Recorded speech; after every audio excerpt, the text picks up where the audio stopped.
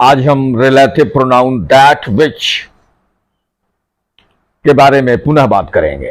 इसके पूर्व भी दैट और विच के बारे में हम बात कर चुके हैं। आज पुनः बात करेंगे। जब कोई रिलेटिव प्रोनाउन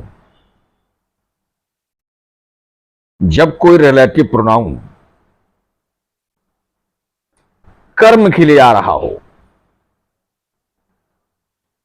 जब कोई रिलेटिव प्रोनाउन कर्म के लिए आ रहा हो और रिलेटिव प्रोनाउन के पूर्व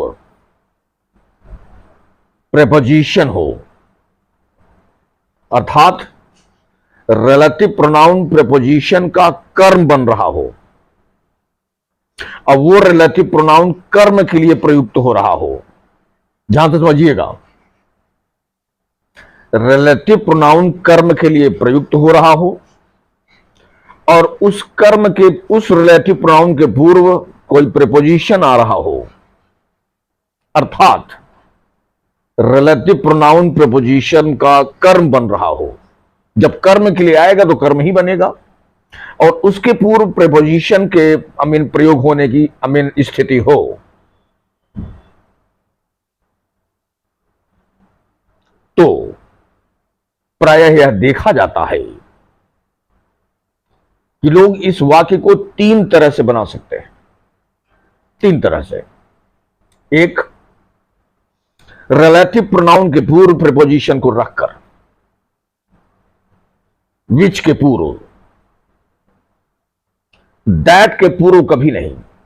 दैट के पूर्व कभी भी रिलेटिव प्रोनाउन दैट के पूर्व कभी भी प्रेपोजिशन का प्रयोग न करें, खासतौर से तब जब रिलेटिव प्रोनाउन दैट हो।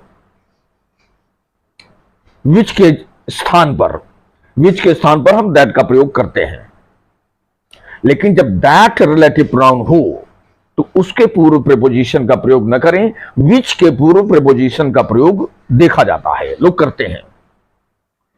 जैसे ऑन विच,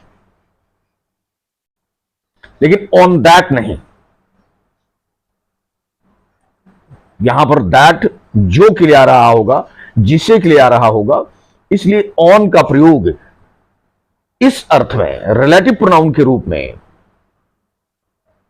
दैट के पूर्व कभी भी प्रेपोजिशन का प्रयोग ना करें। एक तो यह बात हो गई।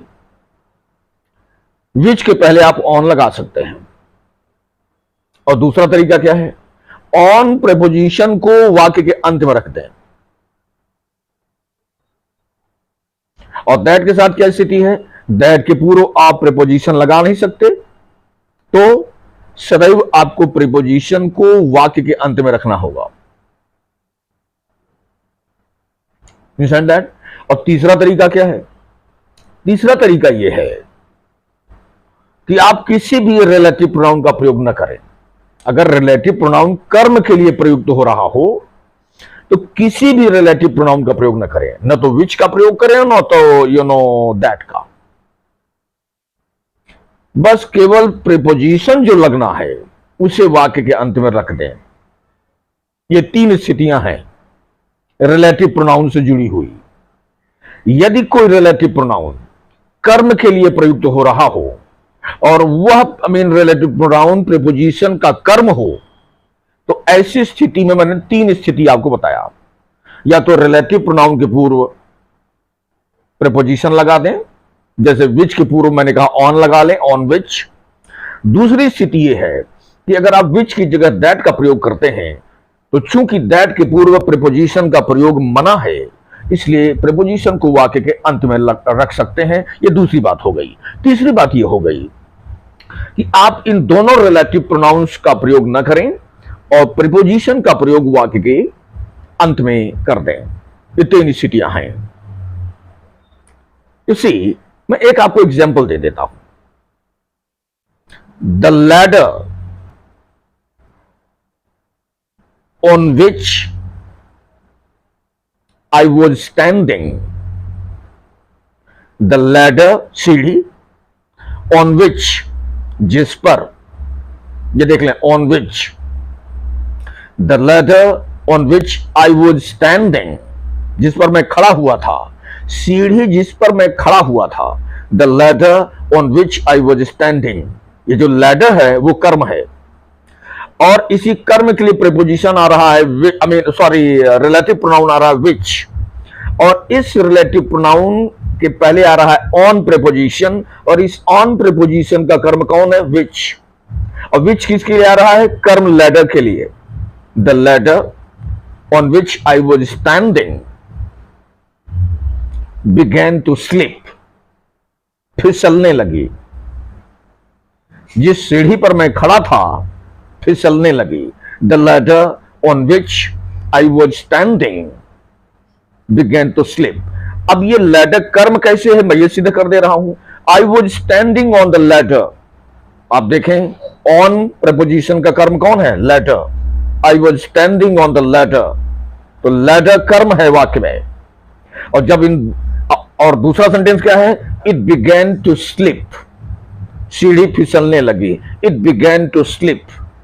और दूसरे वाले वाक्य में जो कर्म है लैडर, वही कर्ता बन गया है इट के रूप में, प्रोनाउन के तौर पर। इट बिगैन टू स्लिप, सीढ़ी फिसलने लगी। अब जब इन दोनों वाक्यों को हम जोड़ेंगे तो कर्म को हम कर्ता बना लेंगे, लैडर को। द लैडर ऑन विच, जिस पर आई वॉज स्टैंडिंग, और ये जो लैडर करता है इसकी क्रिया कौन है? Began to slip. ये बिगैन करता द लैडर, बिगैन आपकी मुख्य क्रिया, बिगैन टू स्लिप। तो द लैडर करता है, लेकिन वास्तविकता में क्या है? वो कर्म था जिसे हम कर्ता के रूप में बना रहे हैं। कब? जब हम वाक्य को जोड़ रहे हैं। कौन वाक्य? दो वाक्य। I was standing on the ladder, it began to slip. तो ऑन द लैडर कर्म है, और इट बिगैन टू स्लिप वाले वाक्य में इट करता है। तो जब हम दोनों वाक्यों को जोड़ेंगे तो द लैडर को हम कर्ता बना लेंगे, और उसका जो क्रिया होगा वो होगा began to slip. You understand that? तो ये जो कर्म है, जब हम कर्म के लिए प्रपोजिशन का प्रयोग करेंगे, रिलेटिव प्रोनाउन का प्रयोग करेंगे, तो इसकी स्थितियां तीन प्रकार से हो जाएंगी। मैंने जिस वजह से बताया कि the ladder on which I was standing began to slip. दूसरा प्रकार आप देखिए, the ladder which I was standing on. ये देखिए प्रीपोजिशन अंत में चला जा रहा है। The ladder which I was standing on, preposition वाक्य के अंत में जा रहा है। Which I was standing on, the ladder which I was standing on began to slip. अब दैट से आप देख लें, the ladder that I was standing on. अब इस ऑन प्रीपोजिशन का किसी भी कीमत पर आप दैट का पूर्व नहीं कर सकते। ये सदैव दैट का प्रयोग करेंगे विच के स्थान पर, तो प्रपोजिशन वाक्य के अंत में जाएगा। The ladder that I was standing on began to slip. तीसरा, इन दोनों रिलेटिव प्रोनाउन को हम हटा देंगे। The ladder I was standing on, इन दोनों रिलेटिव प्रोनाउन को हम छिपा देते हैं। The ladder I was standing on began to slip. You get that?